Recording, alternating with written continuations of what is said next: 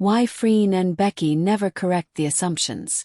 In an industry built on explanations, statements, and carefully managed narratives, silence can feel like a provocation. When assumptions form around public figures, the expected response is clarification, a denial, a confirmation, a carefully worded boundary.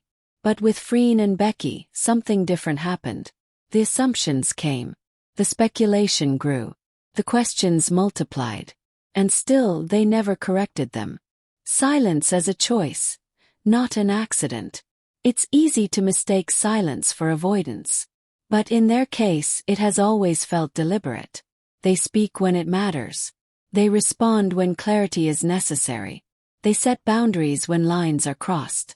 What they don't do is react to curiosity. And that distinction matters. Because correcting assumptions requires acknowledging them.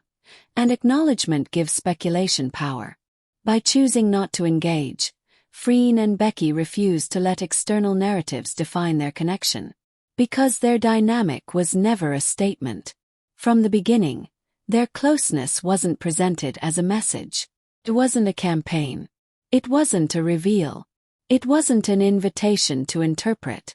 It was simply how they worked together. Correcting assumptions would suggest that their behavior needed explanation, that it existed to be understood rather than lived. And they never treated it that way. The risk of clarification. Clarification seems harmless, but it often creates new problems. If they deny, it becomes defensive. If they explain, it becomes dissected. If they confirm anything, it becomes permanent. Every word would be replayed, reframed, and repurposed. Silence, on the other hand, stays intact. It allows them to move forward without being trapped by statements they never intended to make. When assumptions don't change the work. One of the strongest reasons they never corrected the narrative is simple. It didn't interfere with what mattered. Their performances remained strong. Their professionalism stayed intact. Their mutual respect never wavered. Correcting assumptions would have been about managing perception, not improving reality. And they prioritized reality. The quiet confidence of people who know their truth. People who are unsure rush to explain. People who are secure don't. Freen and Becky have always moved with quiet confidence, the kind that doesn't need validation or defense. They don't look uncomfortable in their closeness. They don't overcompensate with distance. They don't perform neutrality. They simply continue. And that continuation sends a message far stronger than words ever could. Why silence felt louder than denial? Ironically, their refusal to correct assumptions made the conversation louder. Because silence invites interpretation. But it also signals something important. That the assumptions themselves are not the point.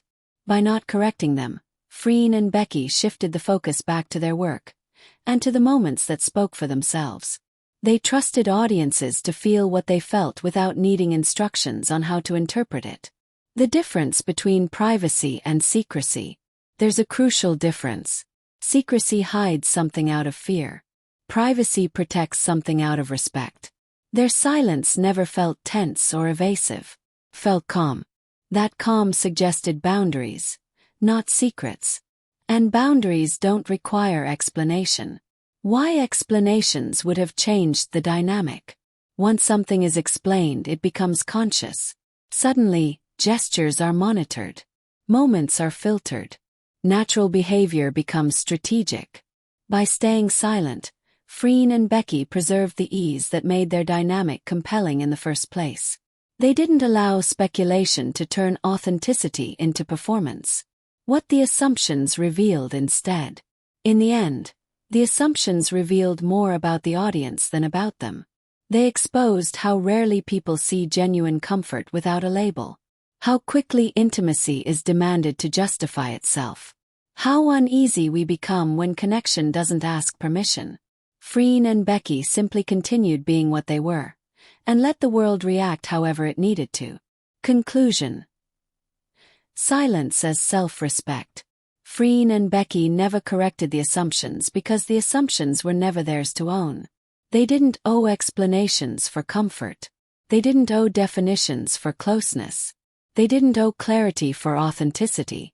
Their silence wasn't a strategy. It was self-respect. And in a culture obsessed with answers, that quiet refusal to explain may have been the most honest thing they could do.